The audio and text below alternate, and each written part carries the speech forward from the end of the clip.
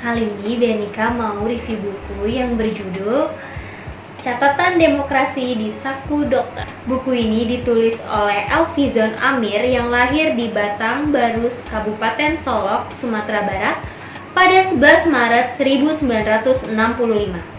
Demokrasi sudah merupakan budaya bagi masyarakat Indonesia. Di Minangkabau, sebagai sebuah bagian dari republik ini, masyarakatnya lebih mengutamakan musyawarah daripada voting. Pengambilan keputusan di Minangkabau selalu didahului dengan musyawarah dan mufakat. Setelah mufakat, tercapai semuanya legowo dengan keputusan yang diambil. Dalam berdemokrasi, pemilih di Indonesia lebih cerdas dan lebih dewasa.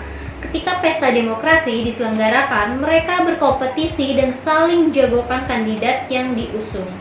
Namun, setelah pesta selesai, mereka kembali ke habitatnya masing-masing, saling asuh dan saling asah serta saling membantu dengan tetap menjaga toleransi untuk selalu bersama membangun negeri. Tulisan ini dirangkai dari demokrasi di Minangkabau sebagai sebuah daerah demokratis yang lebih mengutamakan musyawarah daripada voting, sehingga muncul sebuah pertanyaan, apakah mungkin demokrasi di Sumatera Barat buruk? Padahal pengambilan keputusan di Minangkabau selalu didahului dengan musyawarah dan mufakat. Dari catatan seorang dokter, pemilih di Indonesia lebih cerdas dan lebih dewasa dalam berdemokrasi. Masyarakat pemilih lebih melihat kandidatnya daripada partai pengusung. Ini perlu jadi pembelajaran bagi partai agar lebih konsentrasi pada penyiapan kader sehingga punya kader unggul yang bisa ditawarkan kepada masyarakat pemilih. Catatan sang dokter juga dilengkapi dengan peran ulama dan politik, kesopanan dan etika menjadi seorang pemimpin. Oke teman-teman, langsung aja yuk kita ulas apa aja sih isi dari catatan demokrasi di Saku Dokter. Minangkabau sebuah komunitas suku yang unik di tengah beragamnya suku di Indonesia. Musyawarah salah satu elemen demokrasi modern sudah lama membudaya dalam masyarakat Minang. Ini juga tergambar dari pepatah adatnya.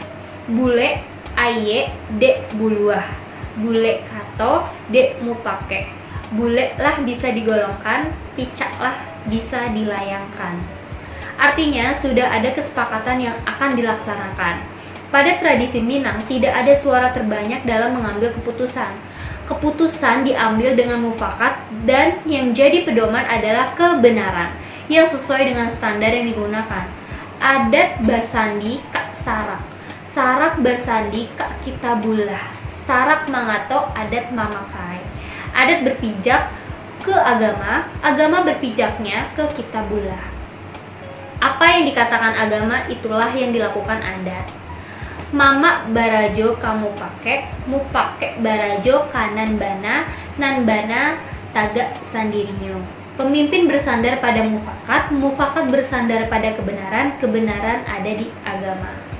Dalam konteks kekinian, walaupun sudah banyak pola berpikir yang masuk dari luar, namun watak populasi Minang masih tetap lestari pada sebagian besar masyarakat Minang, terutama yang hidup di ranah Minangkabau. Dalam mengambil keputusan, masyarakat Minang masih mengutamakan musyawarah dan mufakat. Dalam musyawarah dan mufakat ini tidak ada yang kalah ataupun yang menang. Semua terlibat dan ikut andil dalam membuat sebuah keputusan. Semua bertanggung jawab untuk eksekusinya. Jika ada yang ngotot tanpa musyawarah, masyarakat hanya akan melihat dan tidak mau mengganggu dan juga tidak akan mendukung. Gadang selah surang, kami indak kak minta tolong. Kayo, kayolah surang. Kami indak kak maminta. Cadie, cadie selah surang, kami indak ka batanyo. Artinya, besar, besar saja sendiri, kami tidak minta tolong. Kaya, kaya saja sendiri, kami tidak meminta.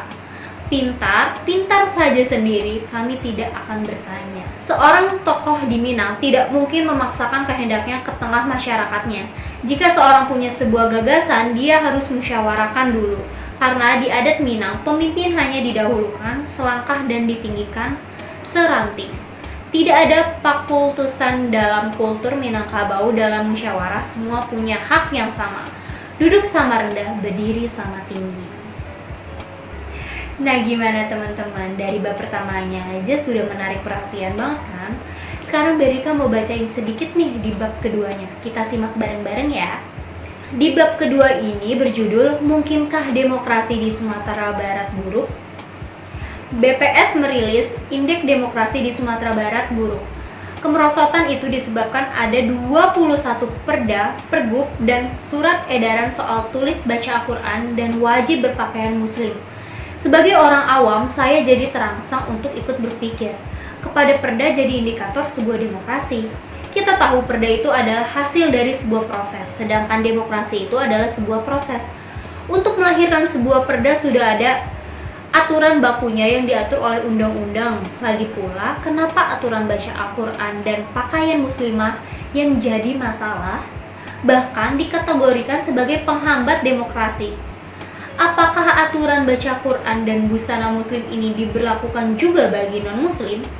Kan tidak.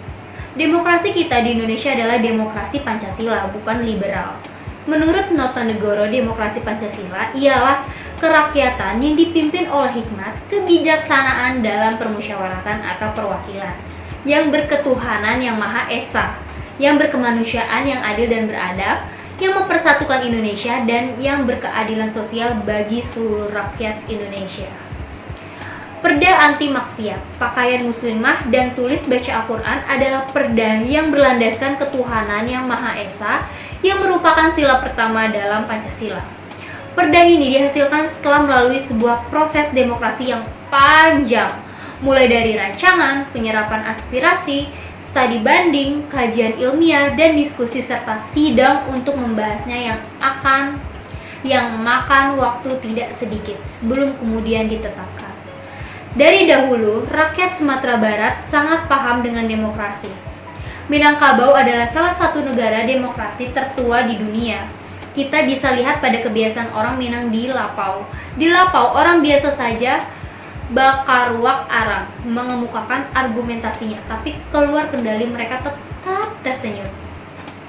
Dalam setiap mengambil keputusan di Sumatera Barat, akan selalu didahului dengan proses demokrasi.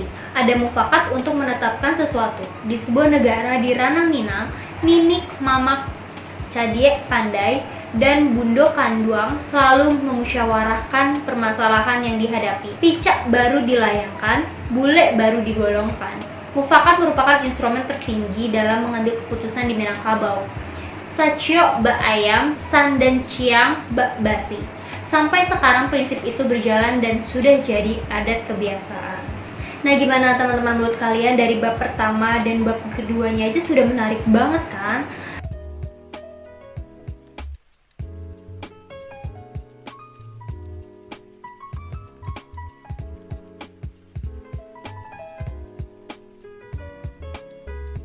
Kesimpulan buku ini, penilaian demokrasi dari sisi lain seorang dokter di tengah kesibukan menjalani profesi dokter. Pengamatan tentang lingkungan dan perkembangan demokrasi tetap berjalan sehingga dapat menyajikan dalam bentuk tulisan. Oke teman-teman, jadi buat kalian yang penasaran dengan buku catatan demokrasi di Saku Dokter, terutama buat kalian yang suka dengan demokrasi atau kalian yang orang Minang, kalian langsung aja nih order bukunya di www.guepedia.com atau kalian bisa order bukunya melalui link yang ada di deskripsi bawah ya. Sekian dulu review buku dari Danika. Jangan lupa di like, komen, share ke teman-teman yang lainnya ya. Dan jangan lupa di subscribe juga channel ini supaya kalian gak ketinggalan video-video selanjutnya. Sampai jumpa!